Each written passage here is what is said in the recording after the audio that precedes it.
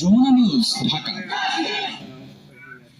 মুক্তিযুদ্ধের বিরোধীরা যে হত্যাকাণ্ড ও সহিংসতা চালাচ্ছে তাদের বিচারের দাবি জানিয়েছেন মুক্তিযুদ্ধ ও তার সন্তানেরা। সকালে রাজধানীর শ্যামলীতে বিক্ষোভ সমাবেশ করেন তারা। বলেন, দেশ ধ্বংস করতে বিএনপি জামাত শিবির ধ্বংসকাণ্ড চালিয়েছে, স্বাধীন দেশে আবারও স্বাধীনতা বিরোধীরা চক্রান্তে লিপ্ত হয়েছে।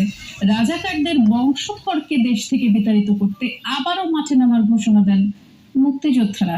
যারা এসব হত্যাকাণ্ড ধ্বংসলীলা চালিয়েছে তাদের বিচারের দাবি জানিয়েছেন এবং মুক্তিযোদ্ধার সন্তানরা বললেন, রাজাকার আর দেশ বিরোধীদের সাথে কোনো আপোষ নয়। মুক্তিযুদ্ধকে কথায় কথায় মুক্তিযোদ্ধা বলে তাদেরকে আমি ঘোষণা করে দিতে চাই। শতকরা 85 জন মুক্তিযোদ্ধা আহত হলেও এখনো পর্যন্ত 15% মুক্তিযোদ্ধা জীবিত আছে।